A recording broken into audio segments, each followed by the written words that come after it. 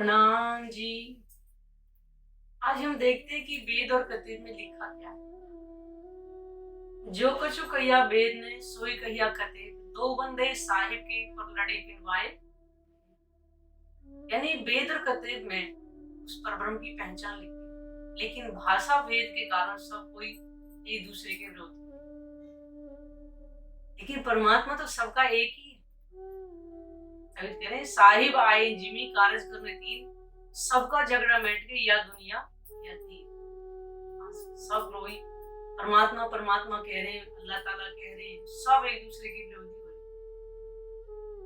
लेकिन आज हम ये समझें कि वेद और कतिर में जो लिखा है उसमें अंतर है। जैसे वेद पक्ष के अंदर एक होती है फर्ज बंदगी। उसका मतलब क्या है? जैसे हम लोग सुबह उठें, आरती लगाएं, भोग करें, दोपहर में भी फिर वही भोग आरती करें, शाम को भी करें। ये होती है शरीर से। हम शरीर से तो भोग आरती वगैरह करते हैं, इसको कहते हैं हम फर्ज बंदगी। उधर कतेब के अंदर कहते हैं कर्म कांड की। कर्म कांड यानी शरीयत की भक्ति इसको बोलते हैं। उसमें क्या होता है? जैसे रोजा रखना, नमाज करना, ये भी तो हम शरीर में से करते हैं। इसको कहते हैं शरीयत की भक्ति। उसके बाद आती है प्रेम लक्षण भक्ति, जो वेदों के अंदर है। प्रेम लक्षण भक्ति क्या बनता है कि हम दुनिया संसार को भुला करके एक परमात्मा की भक्ति करें, जिसमें हमें अपने इस पांच तत्व के शरीर की भी हमें सुध ना रहे। केवल परमात्मा के ध्यान में ही हम लीन रहे। जब सारा संसार सोता है तो रात को जो ध्यान करते हैं, अपनी सुरता के द्वारा उस परम धाम के अंदर उस परमात्मा के चरणों को अपने दिल में बसाते हैं। इसको कहते हैं प्रेम लक्षण। उधर कते पक्ष के अंदर, जिसको बोलते हैं हकीकत की बंदगी, इसको बोल देते हैं, जो सूफी संत वगैरह करते हैं, कि जिसको सारी दुनिया जब रात को सोती है तो रात को इबादत करते हैं उस अल्लाह ताला। दोनों का मतलब एक ही है। इधर परमात्मा हमको जो बता रहे हैं कि सारे संसार का जो मालिक है वो केवल एक, लेकिन सिर्फ भाषा भेद के कारण हम सब इधर उधर भटक रहे हैं। इसलिए ये चाहे वेद हो चाहे कतेब, परब्रह्म की पहचान सब में लिखी है। इसलिए हम परमात्मा की पहचान चाहे वेद से करें चाहे कतेब से करें, सिर्फ उसके भाषा के भेद को हमें समझना है। परमात्मा सबका एक कि क्या है, सिर्फ भाषा भेद का अंतर है एक ही। जैसे धाम, धाम का मतलब है कि जिसको हम सचखंड बोलते हैं या परमधाम बोलते हैं वेद पक्ष के अनुसार, और कते पक्ष के अनुसार जिसे अर्श अजीम बोलते हैं। चीज एक ही है। जैसे वेद के अंदर तीन पुरुषों का विवरण है, क्षर, अक्षर और अक्षरातीत। क्षर का मतलब है मिटने वाले, अक्षर मतलब है अखंड, और अक्षरातीत उससे भी परे।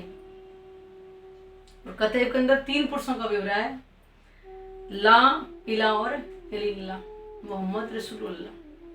उसमें भी इसे ये मतलब है, ला का मतलब मिटने वाला, इला का मतलब है अखंड है, और इल्ला उससे भी परे, जिसको अल्लाह बोलते हैं।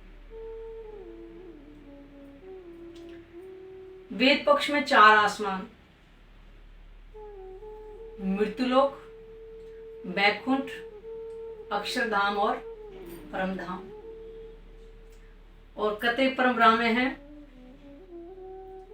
नासूत, मलकूत, जबरूत और लाहूत। चार आसमान उधर, चार आसमान, सिर्फ भाषा का अंतर है।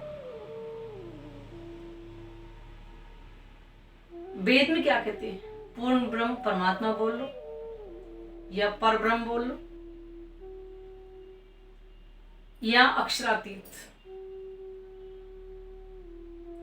और इधर कतेब में खुदा या अल्लाह ताला बोल लो, है तो भाई एक ही। और उनकी सूरत के बारे में क्या लिखा है? वेद पक्ष में यानी किशोर स्वरूप कहा गया। सतगुरु महाराज ने किशोर स्वरूप, जो एकदम यौवन स्वरूप होता है।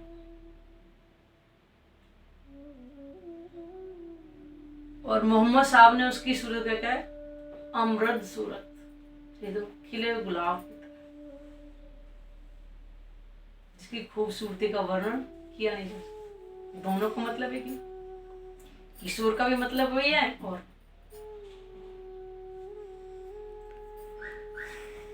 उसके बाद है कि जो श्यामा जी वो 2 तनों से लीला करेंगे। आपको पहले बताया था मरु और देवापी, ये दोनों जीव जो कलाग्राम में साधते हैं, दोनों तनों से उनकी लीला हुई। और कते पक्ष में भी लिखा है ईशा और अल्लाह 2 तनों से लीला करेंगे। भाषा वेद अंतर है बस। जैसे हम बोलते हैं ब्रह्मा जी, विष्णु और महेश, उसमें क्या बोलते हैं, मैकाइल, अजाजिल और अजराइल, वो भी 3 भगवानों के नाम बता रहे।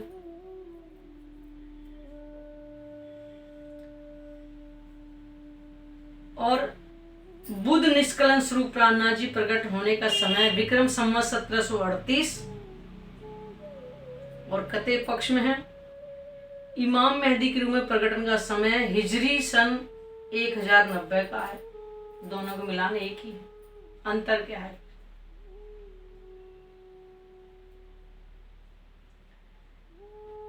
वेद के अंदर कर्म कांड की भक्ति जो हम शरीर से करते हैं, और 5 बार जैसे हम लोग आरती करते हैं, जैसे हम भोग लगाते हैं।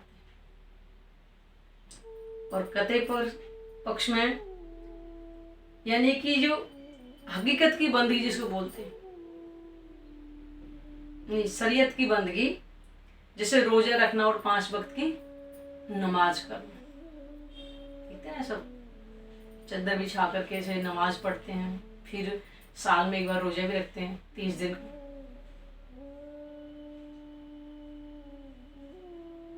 और जो प्रेम लक्षण जो भक्ति होती है, जिसको प्रेम बंदगी बोलते हैं, रात को दुनिया सोती है, वो ध्यान में, परमात्मा के ध्यान में मगन रहती है। उसमें कतेब में हकीकत की बंदगी बोलते हैं उसको। दुनिया सोती है और रात को इबादत करती है, वो अल्लाह ताला, अंतर कुछ भी नहीं। भागवत पुराण के अंदर कलयुग में इस समय जो इंसान की बुद्धि हो जाएगी, कलयुग की बुद्धि जिसको हो जाएगी, न दया न धर्म न किसी की परवाह होगी, चोरी करना, झूठ बोलना और दूसरों का धन जबरदस्ती हड़पना, और भी बहुत सारे लिखे होंगे। तो थोड़ी सी पहचान के लिए कि अंतर क्या है। उधर कुरान के अंदर लिखा है दावतुरज का जानवर होगा,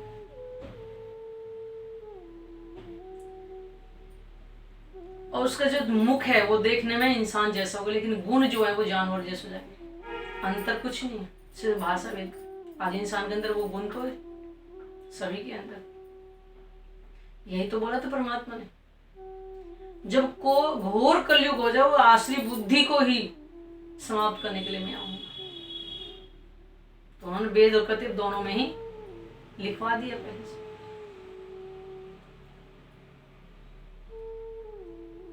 इन दोनों में अंतर क्या है, हम समझ ही नहीं पा रहे।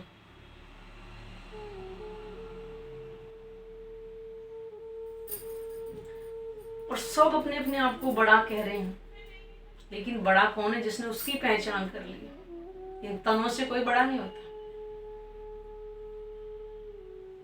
जो परमात्मा की पहचान कर ले, केवल वही बड़ा है।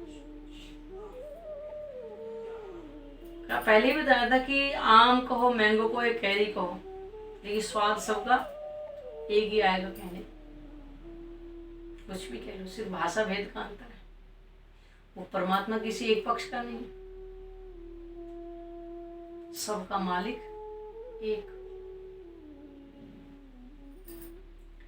अब यहाँ कुछ क्या कहते हैं कि हमारा दूसरा जन्म नहीं होता है, लेकिन ये कोई नहीं बताता कि दूसरा जन्म कब नहीं होगा।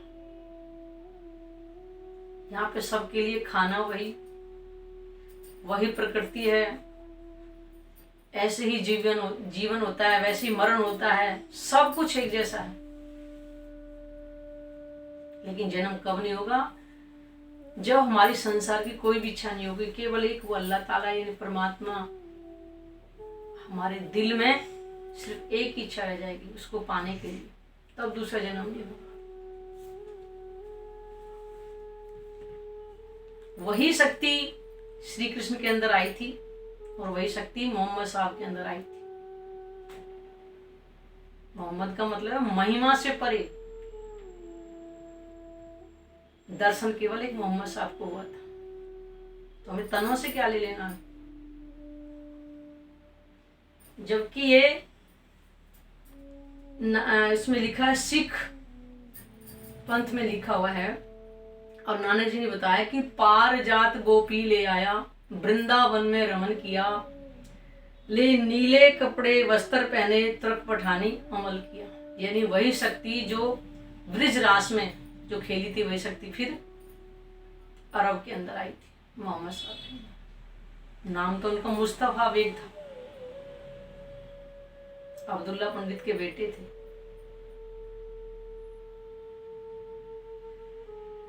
तो हमारे ग्रंथों में ही सब कुछ लिखा हुआ है। फिर हम यूं कहें कि अल्लाह ताला हमारा पारब्रह्म, हमारा तो सबका है। इस जाति पाति से, अमीर गरीब के भेद से उठे, उस परमात्मा की पहचान करें। इस कलयुग में धन्य धन्य है, जब परमात्मा ने धन्य धन्य ग्रंथों में लिखवा दिया कि कलयुग धन्य है, धन्य है, धन्य है, क्योंकि इसमें अल्लाह ताला उस पार ब्रह्म की पहचान हुई है। इसलिए उस परमात्मा की पहचान करें और अपने आवागम से मुक्ति पाएं। नाम जी।